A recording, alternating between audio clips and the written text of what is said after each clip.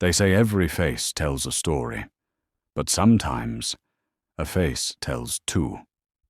Blackridge was the kind of city that slept with one eye open. Crime lived in its alleys, corruption breathed through its offices, and violence was never far from the surface. Still, there were people everyone trusted, people whose names felt safe when spoken out loud. One of those names was Ethan Crowe. Ethan was a mechanic, a quiet one, the kind of man who fixed engines the way surgeons fixed hearts, carefully, patiently, without wasted motion. He worked long hours, spoke little, and never asked questions that weren't necessary. He lived alone in a small apartment above his garage, surrounded by the steady comfort of tools, oil, and metal. But his life changed. He was in the news, not for his exploits in his field. Something more deadly. Ethan Crowe had never been arrested, never been in a fight, never even raised his voice. That's why the city froze the morning his face appeared on the news. The footage was grainy but clear enough. A man walked into a private financial vault just after 2 a.m. He moved with confidence. He disabled alarms. He stared directly into the camera, and when he lifted his head, there was no doubt. It was Ethan Crowe.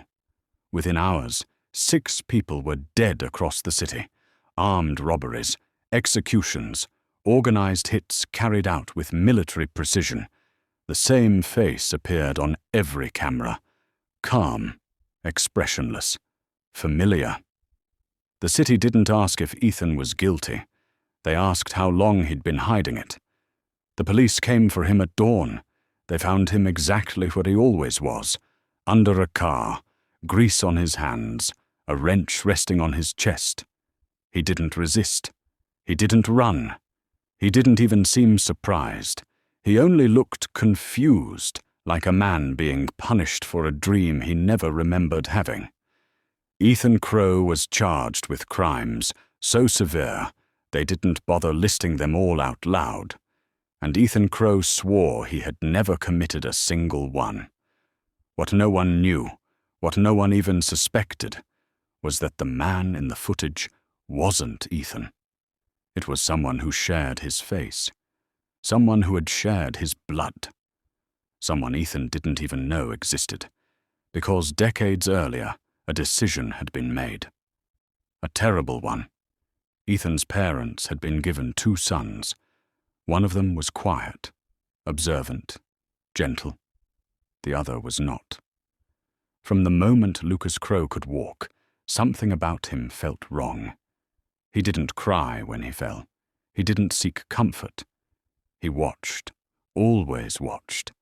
At 5 years old, he frightened adults with questions about pain, about death, about what it felt like when things stopped moving forever. When Lucas hurt other children, he didn't apologize. When he was punished, he didn't react. When he smiled, it never reached his eyes.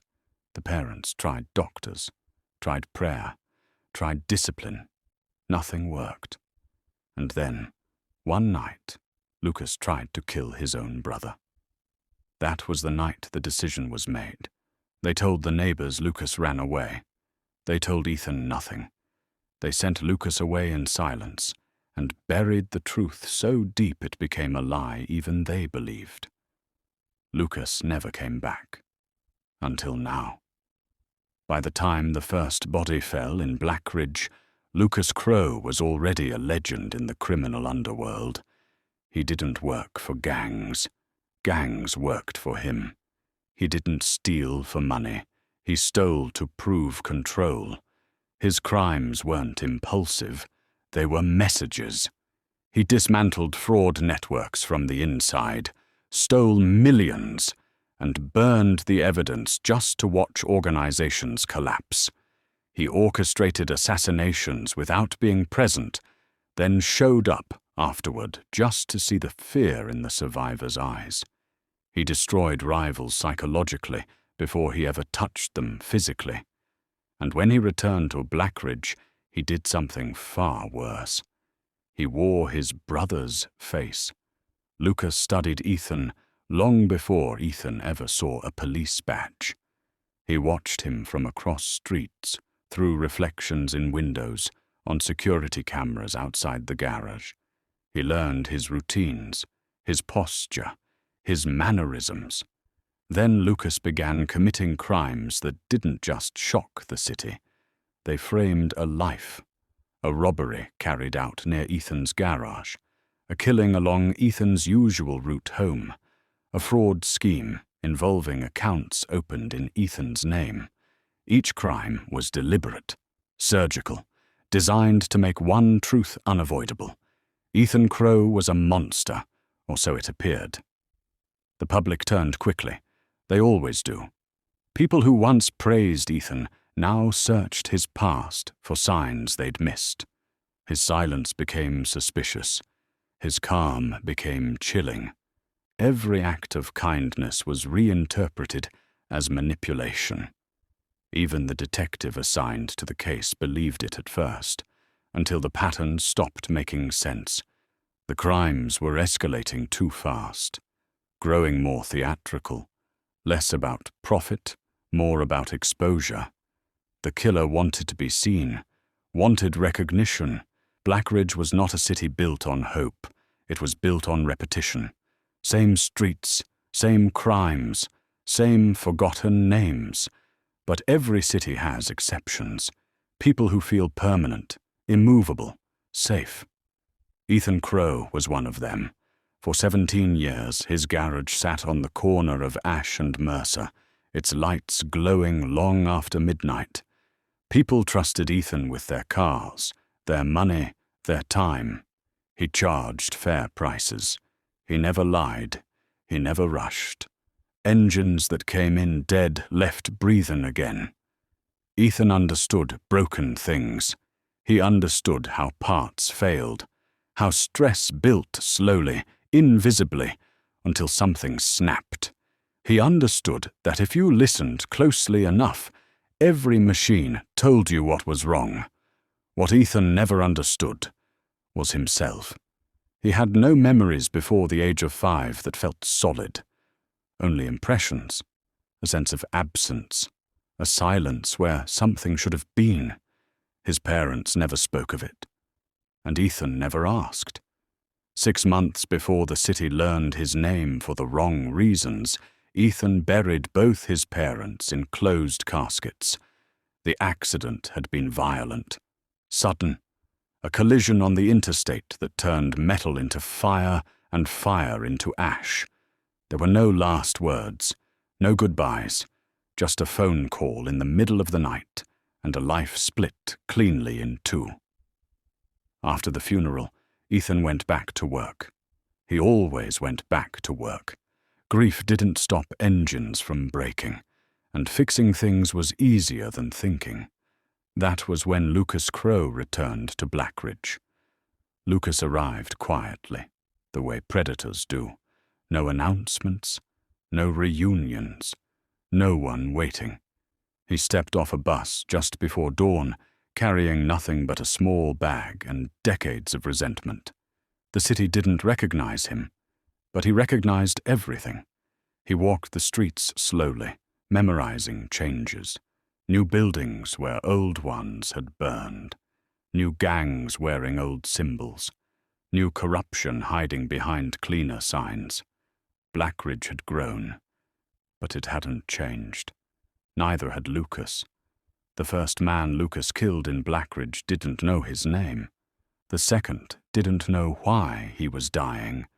The third begged. Lucas didn't rush any of it. He had learned long ago that fear was more powerful when it had time to grow. He liked to watch it settle into people's faces.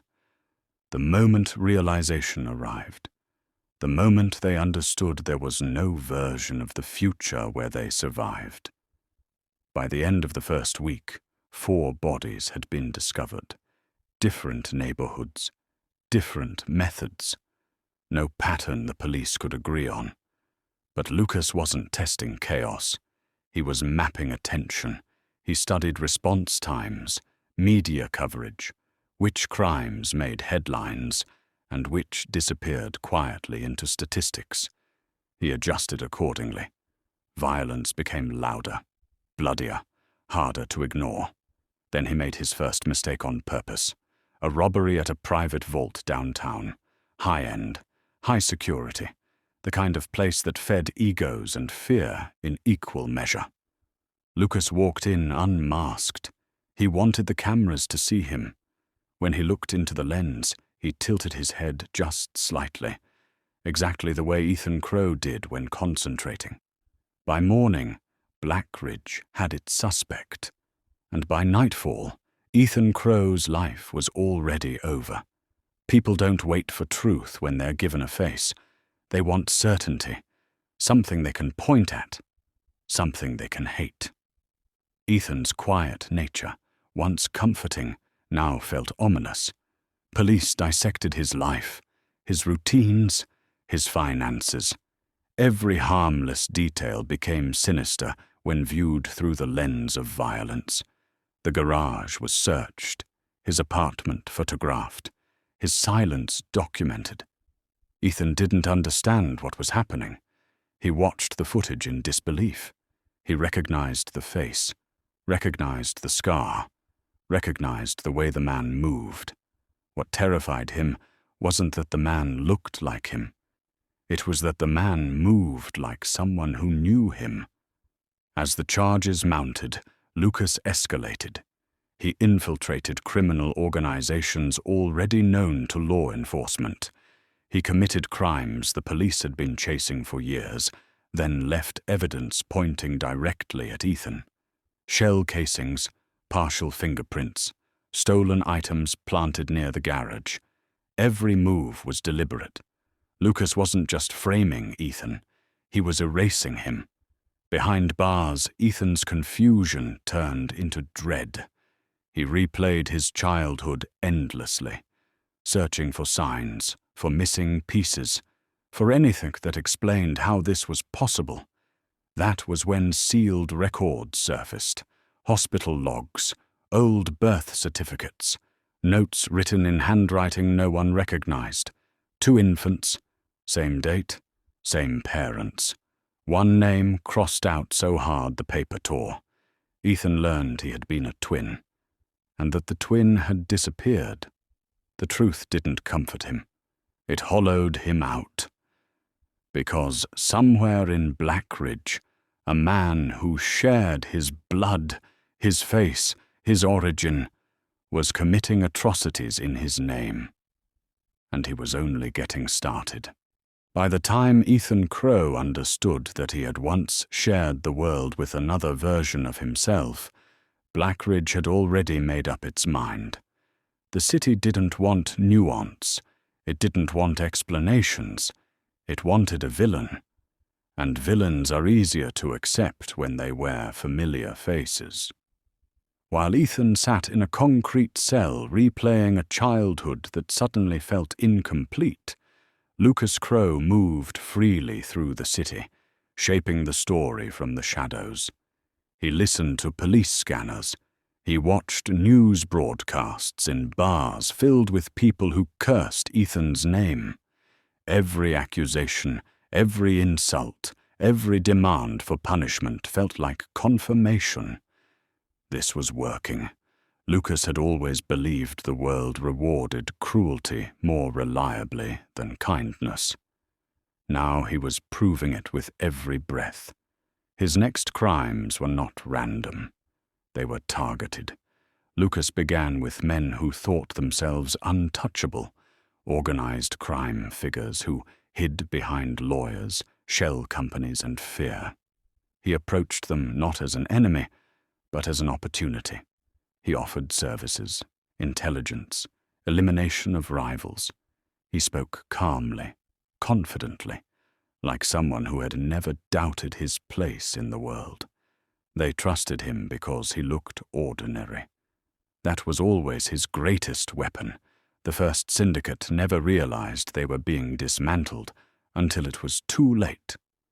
Lucas manipulated accounts, rerouted money, leaked partial information to competing groups, then disappeared at the exact moment paranoia peaked.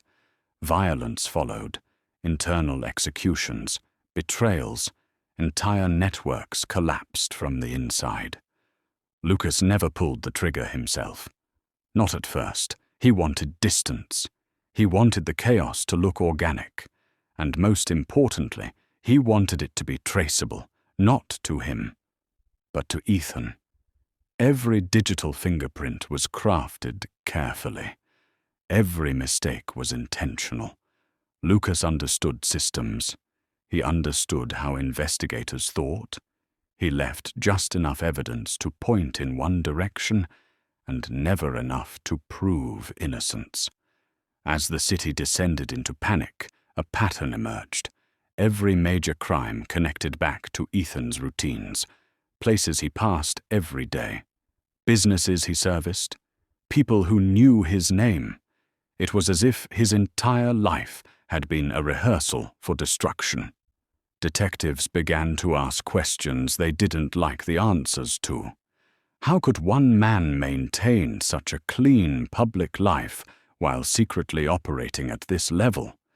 How could a mechanic orchestrate multi-layered criminal operations without slipping up? The answer felt uncomfortable. Because maybe Ethan Crowe wasn't a monster hiding in plain sight. Maybe he was something worse. Maybe he was disciplined. Even the detective assigned to the case, Marcus Hale, found himself wrestling with doubt. Hale had spent 25 years chasing liars. He had learned that the most dangerous ones weren't impulsive or loud. They were calm, predictable, invisible. Ethan fit that profile too well. Meanwhile, Lucas escalated again. This time, he committed violence personally. A rival gang leader was found bound in an abandoned subway tunnel, alive. Cameras placed carefully around the space. Lucas let the man speak. Let him plead. Let him promise loyalty. Then Lucas explained something very calmly. He explained that the city didn't need another criminal. It needed a symbol. The man never left the tunnel. The footage was leaked online anonymously. It spread within hours. Millions watched. Commentators analyzed every frame. And there, in the flickering light, was Ethan Crowe's face again. The public's uncertainty hardened into rage. Ethan became an idea more than a person, a warning. Proof that evil didn't always look evil. Proof that monsters could smile politely and fix your car. Inside prison, Ethan felt the consequences immediately. Inmates didn't care about evidence. They cared about reputation. And Ethan's reputation was lethal. He was isolated, watched, tested. Violence brushed past him daily, close enough to feel. He still didn't fight back. That confused them more than fear ever could. At night, Ethan dreamed of mirrors, of standing in rooms where every reflection moved a fraction of a second too late. He woke with the sensation that someone else had lived parts of his life without permission. The sealed files revealed more. Lucas had not run away. He had been removed. Doctors' notes described a child with abnormal emotional responses, lack of empathy, fascination with suffering. The parents' fear was documented carefully, professionally, and then buried. Ethan read these records until the words blurred. He didn't recognize the boy they described, but he recognized the silence that followed. Outside, Lucas prepared the most important phase of his plan: exposure. He began contacting journalists under false names, feeding them fragments of truth wrapped in lies. He suggested corruption within the police department, accused Ethan of paying off officials. After that night in the prison corridor, Ethan Crowe was no longer alone in his own mind. He didn't know the man's name.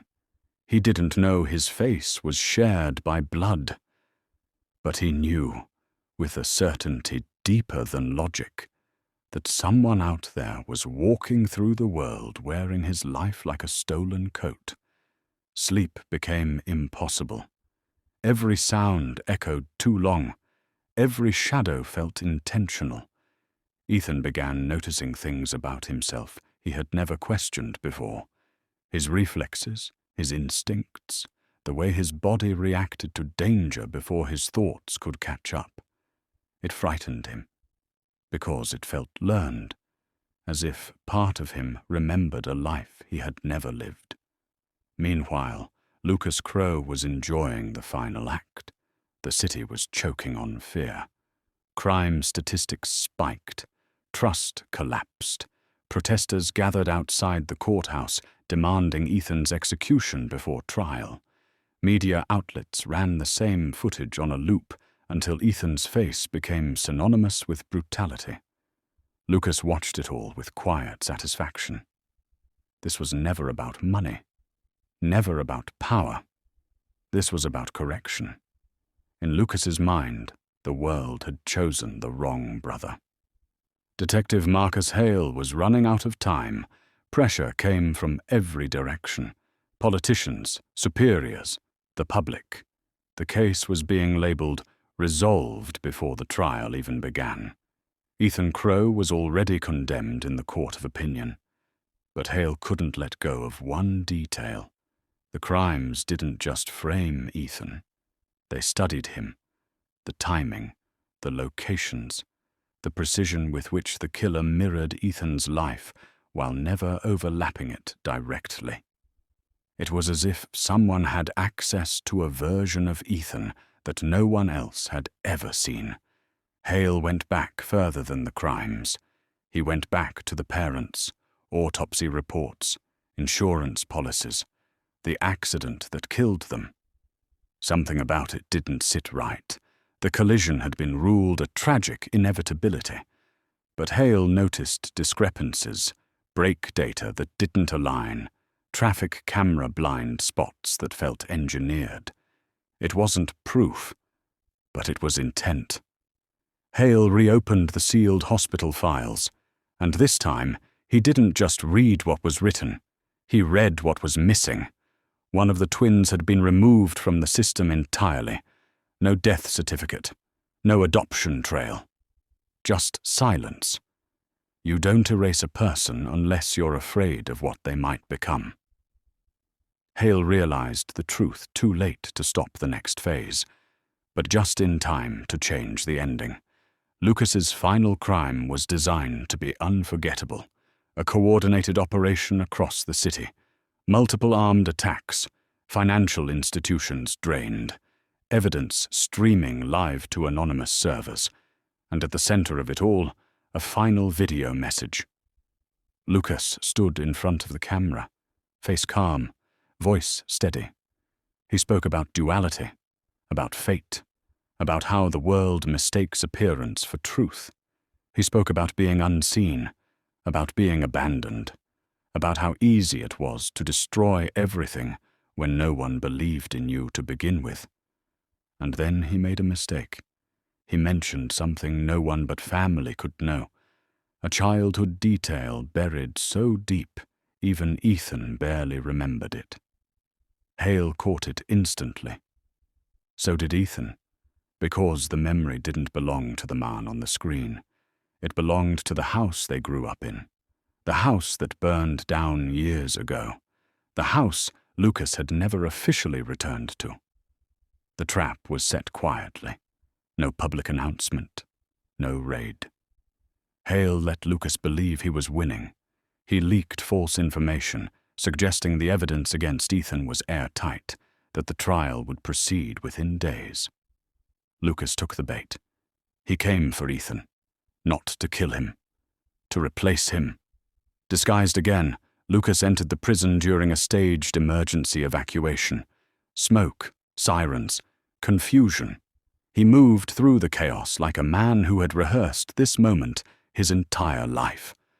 When he reached Ethan's cell, there was no anger on his face, only relief, because in Lucas's mind, this was mercy. The confrontation that followed wasn't violent. It was intimate. Two identical faces standing inches apart. One had lived quietly. The other had lived loudly. Both had survived. Lucas explained everything. The crimes, the accident, the framing. He spoke like a man recounting a completed project. He told Ethan the world would never know the difference. And that was when the truth finally turned. Ethan didn't fight him. He stepped back and smiled.